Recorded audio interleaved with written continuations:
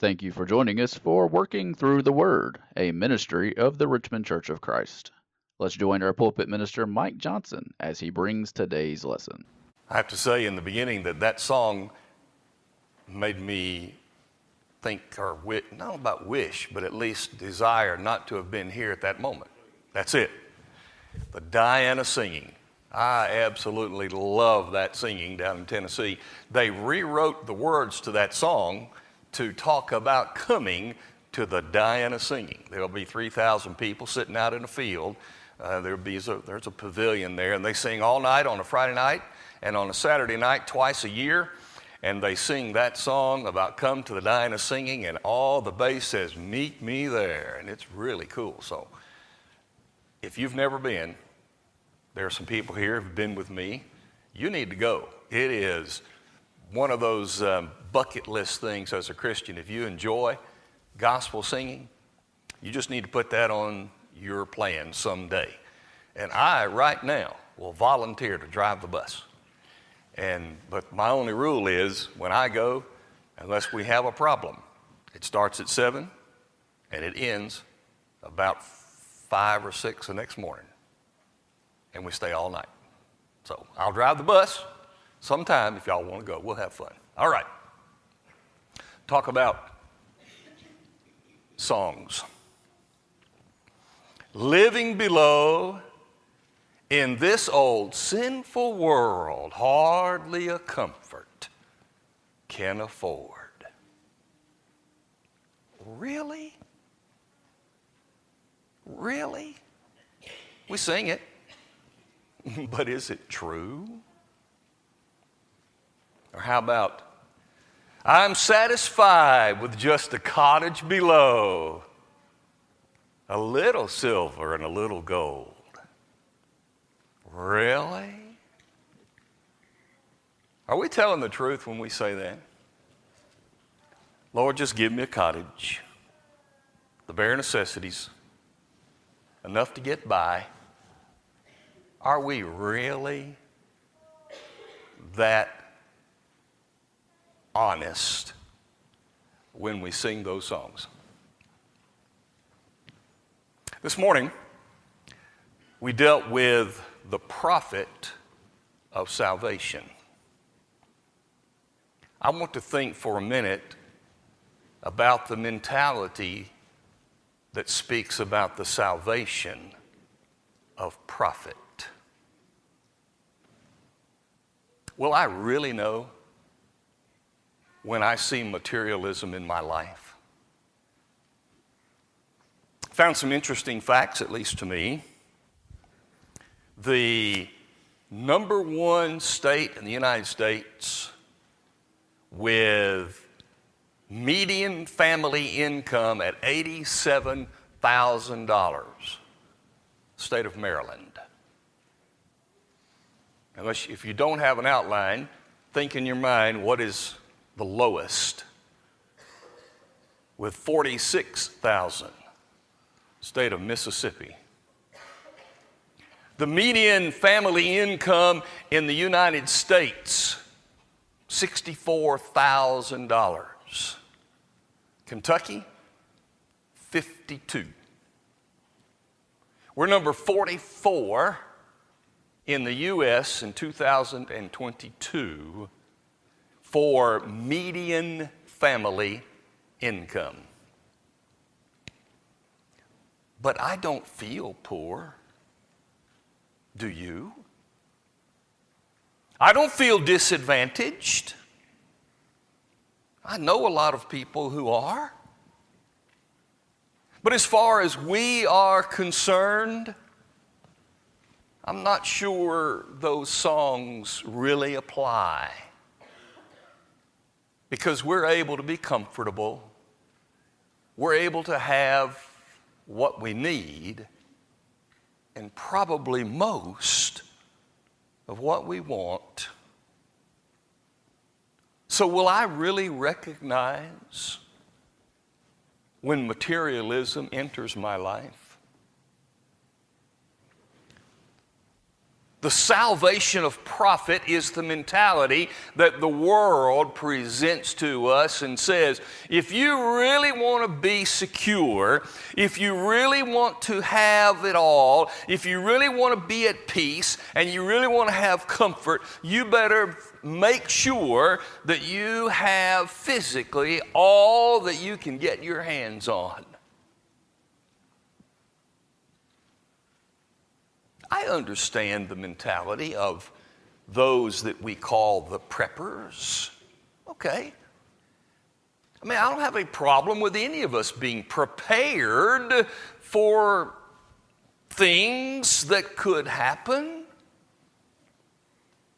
But I honestly am just not myself concerned of really having an overabundance of all of those things. Do you get nervous when the necessities seem not to be around? I shop when my wife gives me a list and says, go to the store. So I don't really know if things are fewer there, the shelves are more bare than they've ever been. I don't know, but I hear the statements that they are. That shelves are not as stacked and as full, and certainly the prices have gone up, and so we might get a little bit nervous. But maybe we've all lived through those ebbs and flows. I admit that I was nervous. I was nervous in 1980 because I was a college kid on an internship in Alabama. And we started having a gas crisis. And where they were, they said, these are the days that you can get fuel. And when we lined up to get fuel on those days, you had to sit for a while. And I got a little nervous. I'd never experienced anything like that before. But we made it.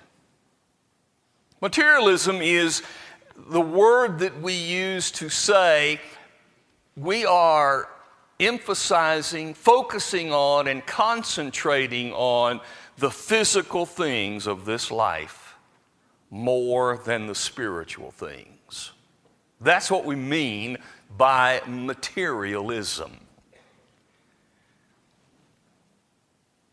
I've preached in the past an idea that says, in some ways, the biggest challenge that we have is being human. And it is. Because we are material. Our bodies are material. Everything we're involved in every day is material. We live, should I say it, in a material world, if you catch it. But here's the deal. We can't help it. We're here. We have to live. We have to participate in some way in this material world without being materialistic. But that's been the problem since the beginning of the time.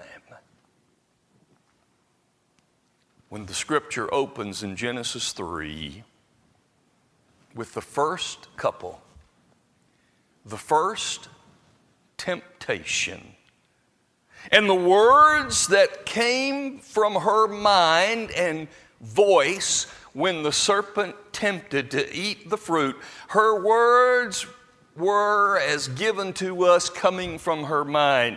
She saw that it was pleasant to the eyes, good for food, and able to make you wise.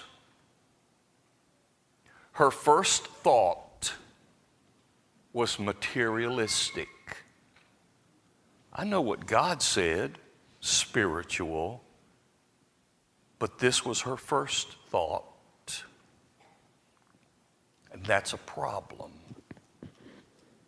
Later we find, not too many generations later, obviously, Esau comes along and he's been out hunting, and he came in and he was famished, and he bargained with his brother to fix him. He was a He must have been a great chef, his brother, because he said, I'm dying of hunger over here, and I'll sell you my birthright if you'll give me something to eat. And the Hebrew writer in chapter 12 and about verse 17 references that event, and he says he sold his birthright for one morsel of food. That's materialistic. That's throwing everything away except this momentary material appetite. Maybe some of the saddest words in Scripture are found in 2 Timothy 4, verse 10.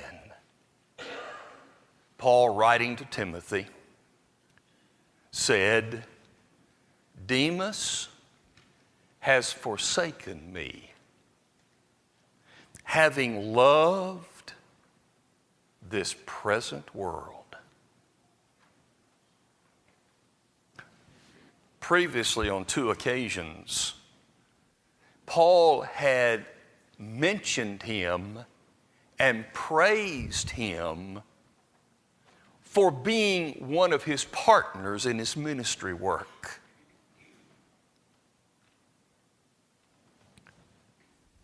Do those words ring sadly to you? Right now, are you thinking about someone who has left you or left us because they love the present world more than they love God? Isn't that sad? This has been a problem ever since people were put here. Again, the challenge is we are material people in a material world, but we cannot be materialistic. We need to ask ourselves a few questions. If the world says, follow the salvation of profit, it is your bank account, it is your investments, it is your possessions that give you real security. We know that's not true, but we are tempted. If we're going to know, if we're going to recognize the seedlings of materialism starting to creep into our lives, let's ask ourselves a few questions. Number one, what is it that makes you the most anxious? What is it that makes you nervous?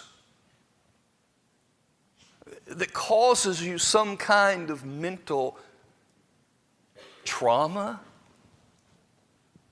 What causes your stomach to be upset?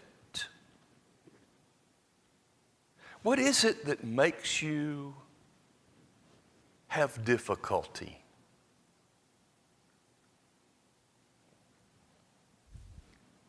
I remember the words of Paul in Romans 11 when he said, my prayer and heart's desire for Israel is that they might be saved. He even floated the idea, it appears, that I could even lose myself for them. I know parents who are anxious over the spiritual condition of their children. I know our elders who have anxious moments over people who are not faithful to the Lord. At least that is the evidence of the fruit that we can see. What makes you anxious? It might indicate the beginnings of materialism. What makes you happy? What is it that puts a smile on your face? What is it that really gets you going? It makes you want to get up in the morning and do something and gives you the kind of energy that you need. For me, it's Bang energy drink. How about you? I sorta, not all the way, like you, moved on from Diet Mountain Dew. But what is it that gives you that? What do you get excited about? In fact, right here in this area, couldn't we combine those anxious and happy into one weekend? The cats win, the cats lose. I remember Austin saying one time to me, "Dad, I'm so tired of Mondays being influenced by what happened on Saturday." I get that. Some of us just really can't help it. But the idea is, what makes you happy? What gets you going? What is it that you look forward to? Man, what is it? Do you look forward to going to heaven?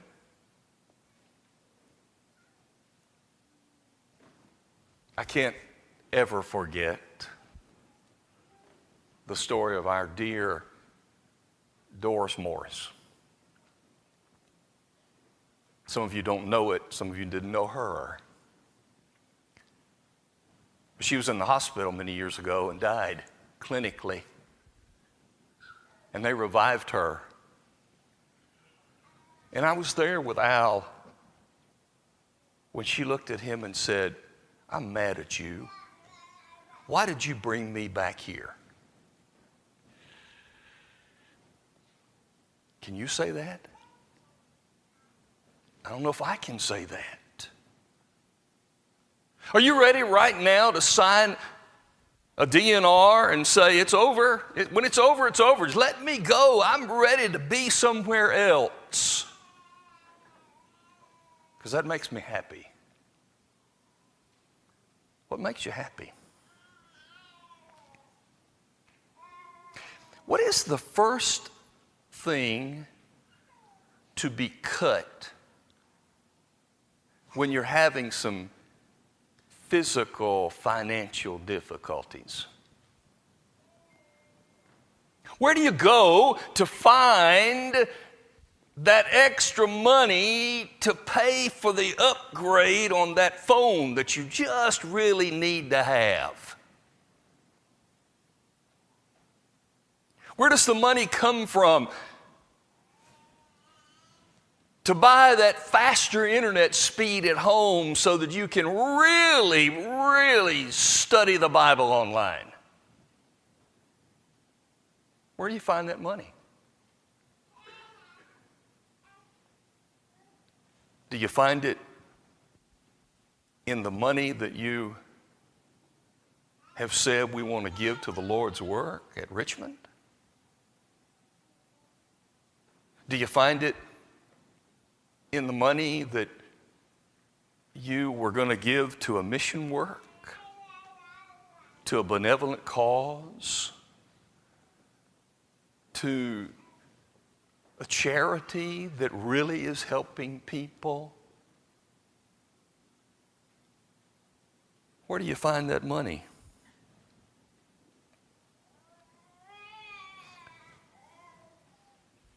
What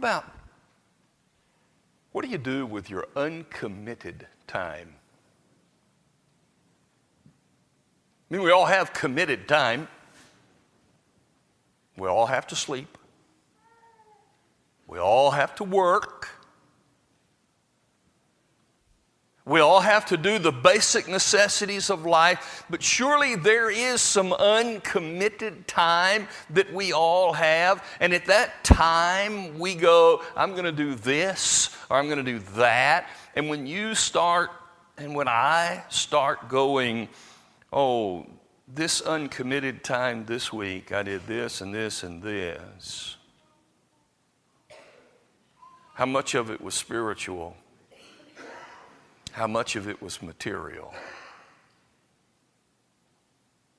It might help me see the seedlings of materialism springing up. The same would be true of our uncommitted money.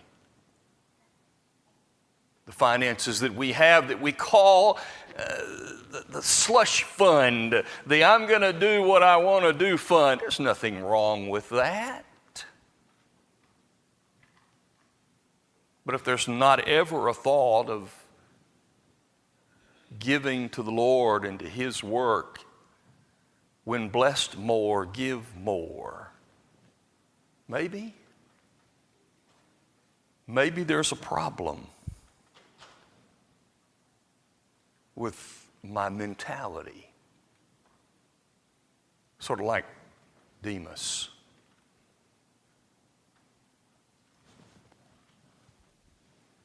What do you take pride in? What is it that for you says, this is me?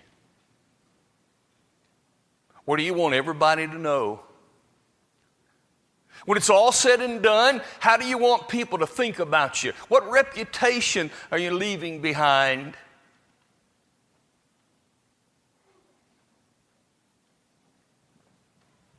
I've heard many, but I've heard Titus say it a number of times. You can tell what often people think about by reading their tombstones.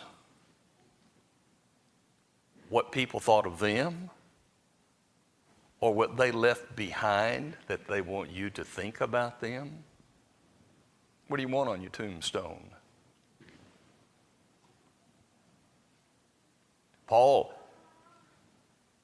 his tombstone, he wrote, I think, in 2 Timothy 4. I fought a good fight. I finished the course. I kept the faith. There is therefore laid up for me a crown of righteousness, which is not for me only, but for all who will love His appearing. Pretty good tombstone. He gave us a number of tombstones that could be given to people in Romans 16, where he told us a number of people and made a comment about them. What is it? When you ask yourselves these questions, and you put them on a balance sheet between spiritual and material, and you put them on a scale, which way is the scale tipping? Which one is the heavier side? Is it the profit of salvation or the salvation of profit?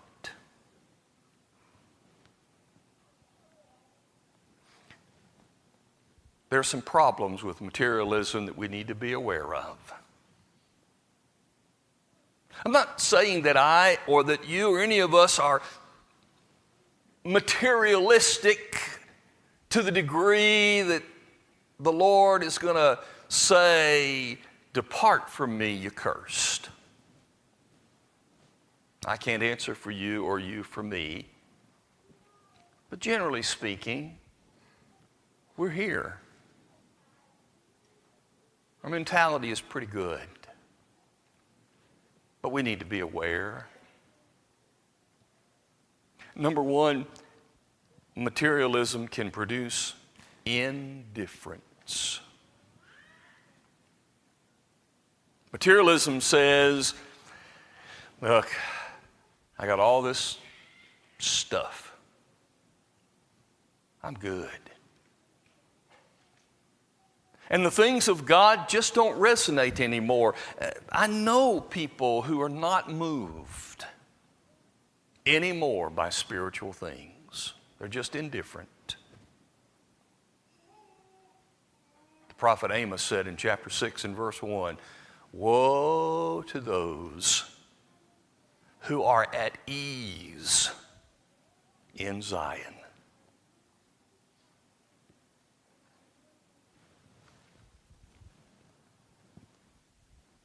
They don't care anymore. Or like the rich man who tore down his small barn to build a bigger one in Luke 12 and 17, and Jesus said his words were, "Eat, drink, and be merry." The things of God don't affect me. Materialism brings indifference.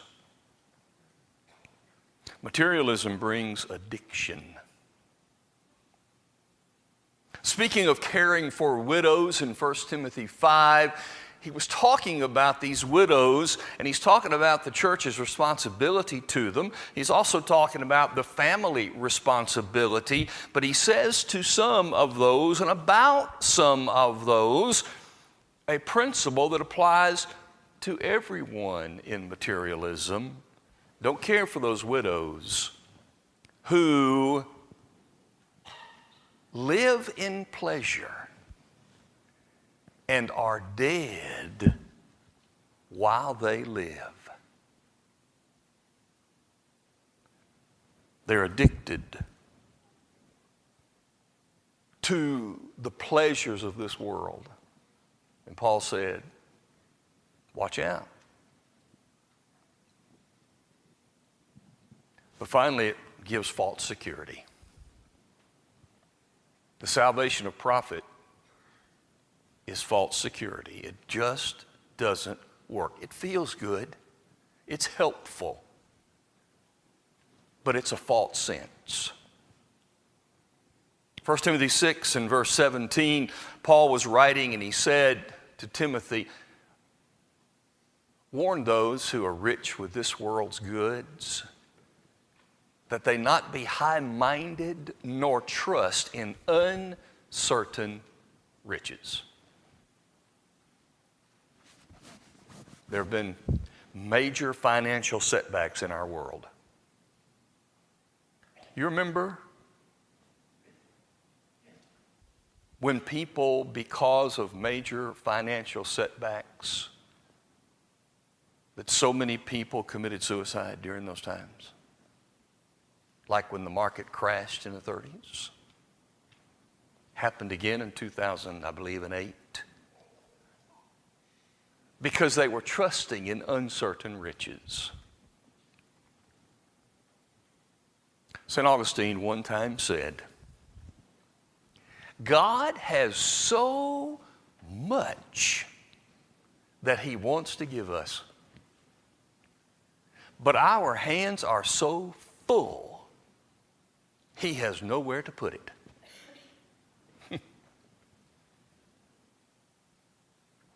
This is not an indictment on anyone, but merely a warning that says, let us be diligent. Let us be aware. Let us make sure that we are running herd on ourselves to avoid planting seeds of materialism. And the ones that are there, let's either uproot them or manage them well, because we can't get out of this material world. Because when we drink from the spiritual rock, it's not about a material thing. It's a spiritual thing.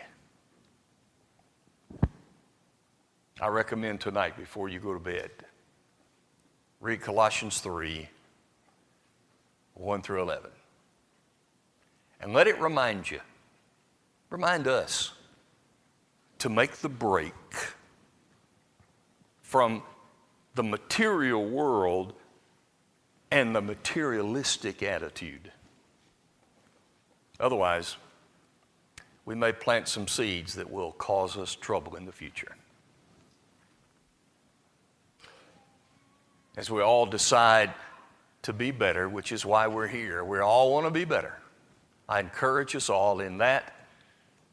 But also, if you need us, we're here, as we always close, giving you an opportunity to meet with us and our shepherds. Let's stand together. We hope you enjoyed today's broadcast, brought to you by the Richmond Church of Christ. We are located at 1500 Lancaster Road in Richmond, Kentucky. We meet on Sunday mornings for Bible class at 9 a.m., followed by our morning worship service held at 10 a.m.